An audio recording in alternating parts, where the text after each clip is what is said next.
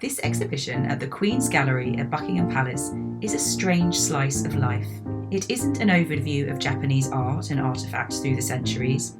It's a reflection of those things in gifts from Japan to English, British monarchs and the Japanese items they collected, which has resulted in one of the most significant collections of art from that country in the West. That's an extract from the Evening Standard, talking about the Japan Courts and Culture exhibition, which is currently showing at the Queen's Gallery at Buckingham Palace. We visited this exhibition on the 14th of Jan, and it runs until the 26th of February this year, so not much time left to get there if you're intrigued by what you hear today. By the way, photos are included in the notes and on our Instagram, so you can see what we're talking about. We found a quiet corner at the Japan Courts and Culture exhibition here in London, and we want to share with you some of the thoughts on the exhibition today. Laura, have you got any sources that you want to discuss? The first thing I want to talk about are the embroidered panels. There are a few examples of these, which we'll put in our photos, and what I was really taken by was how soft they looked. They apparently used different types of stitches to achieve the different effects in the visuals, in the scenes. So if you look at the river, it looks like it's moving. You can see the ripples. You can see how the water cascades down from the rocks. And also you can see the flecks of foam from the splashes. And I just thought there was a really lovely sense of movement and just a really lovely distinction between different textures, the trees and the rocks and the water. So what is the depiction on the panels? So on the particular panel that I'm talking about here, it's a landscape scene. There's lots of different trees. There is mountains and there's water cascading. And actually all of the colours in the images are quite similar. You know, they're quite muted colours. There's not lots of bright, varied variations within those colours. So the palette's quite muted. Yes, it is a muted palette, exactly. But despite that, and despite they're only using silk or threads, you can still see a really big distinction, I think, between the images and the elements.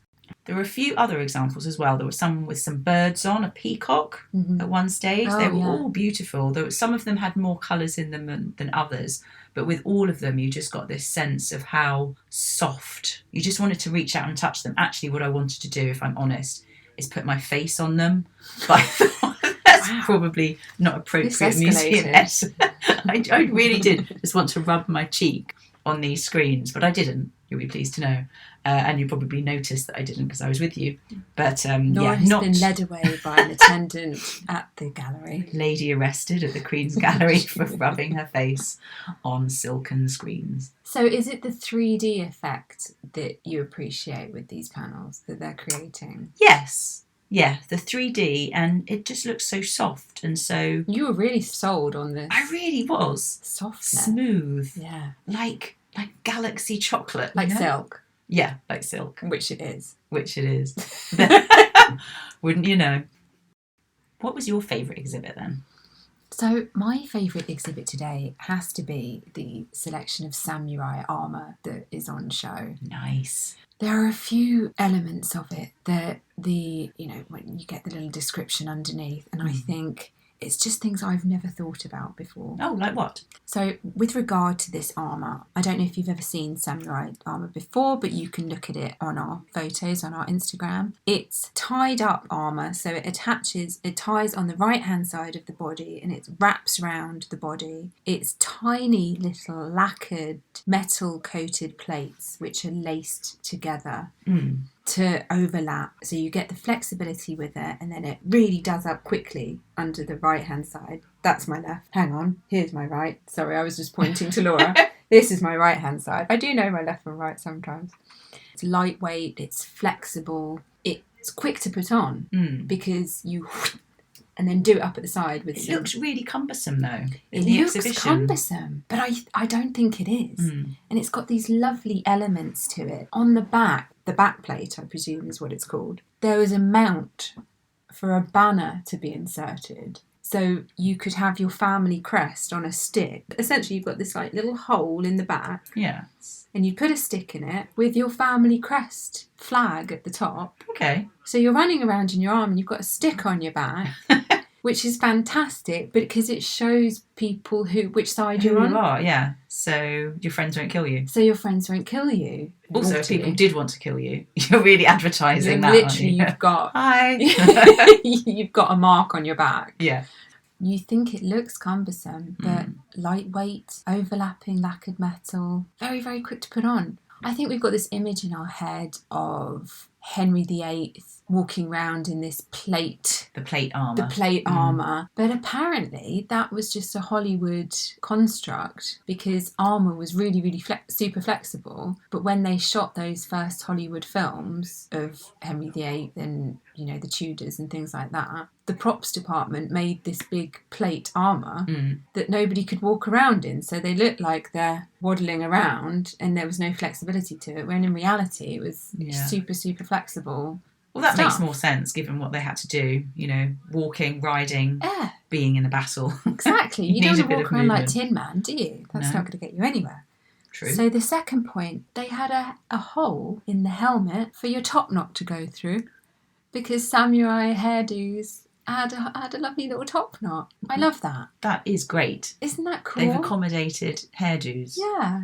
And then lastly on the helmet, the face masks, which provided throat protection as well. The body armour didn't, in the examples that we saw, didn't tend to have any throat protection. But obviously your throat is a very exposed thing when you're fighting with swords. And so they had these face masks. I don't know if you've seen them. There are some in the pictures that we're posting. The quite scary, stylised metal face masks with big eyebrows and moustaches. Yeah, I like them. Fantastic. So these ones provided throat protection because they had these chainmail add-ons to the bottom. Clever. But this chainmail was backed with material, and this was to absorb the sweat from the mask. And the mask itself, because obviously if you're in battle and you're wearing a mask, you're going to get sweaty. Yeah.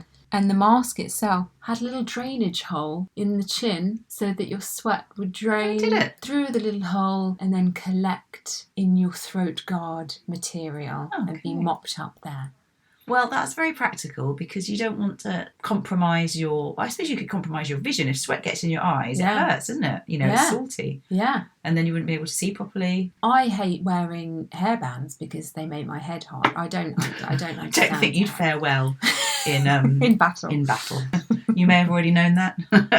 I had an inkling. Just in case you were thinking if I was thinking of enrolling into the samurai army. Yeah, don't.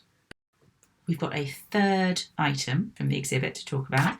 Do you remember the incense game? I loved the incense game. That was honestly my favourite thing. Can you describe what it looked like? It was a wooden box, maybe about the size of a very large lunchbox. Very large lunchbox, yes. Excellent analogy. A lunchbox for 4 people. Okay, yeah.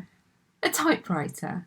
Yes. But maybe not many people know the size of a typewriter nowadays. Yeah. Maybe let's go with about 30 by 30 centimetres. Yeah, let's do sizes, yeah. And there were lots of little tools and elements Compartments. to this. Compartments. There were brushes and spiky tools and all sorts. Envelopes, yes. Yeah. Very important. And this was a game, the incense game. And the idea of the game was to identify different types of wood based on the fragrance. So it's a party game. It's a party game, effectively. And apparently a bride might have one of these in her trousseau. So it was a high-class game. You know, we're not talking about Cards Against Humanity here. Just going to ask Laura to keep her voice down because we are still at the exhibition. Sorry. I'm getting carried away. I'm very excited about the smells. But yes, we're not talking about your run-of-the-mill party game. We're talking about a high-end, classy game here. And all of the elements that you can see in the photos there are part of the game. So they're all required for you to play this game effectively. So we think how it works is you scrape a little bit of the wood. You burn it first, it would seem. Yes. Burn them, and then you scrape it into an envelope, and then you pass the envelope to a friend and say, identify this smell. We're making a few assumptions here about really the are. exact mechanics. I mean, the description on the card was about 4 sentences, so that's how I assume it worked. But, that's roughly it, isn't it? So imagine you're Friday night, kicking back after work, had a tough week. Shall we play Scrabble? No. Shall we play the incense game? Yes. Yes, we shall. You whip that out, maybe a few shots of tequila. Sake, sorry. And fun ensues. I have a challenge, though. Oh. Is it a smell-based challenge? Because I don't want to play. I'm running the risk of highlighting my lack of refinement here. But don't a lot of woods smell a bit the same? No. No? Yeah, no. Oh, God. okay, right. I mean, clearly... Can I take it back? If anyone needs the wood incense smell game, it's you. But also, it would be quite nasally confusing after the first couple of smells. Oh, like when you're buying perfume and they Yes. give you the coffee to smell in between to cleanse your Oh, smell maybe palette. there was a palette cleansing around. feature mentioned. Well, there wasn't one mentioned in the notes, certainly, but there could have been. That would make sense, wouldn't it? That would make Because sense. you're right. You can get nose blind. When you go, really easily. Imagine, when you're in the, the perfume shop or duty free, and you've got all the little bits of card that you're putting the smells on, and it gets very confusing. I've done that thing where you put one on your wrist, then you put one a bit further up and a bit further up, and gradually your arm is fully covered in all of the perfumes, and you have no idea what is what. And then you buy CK1. Because it's easy.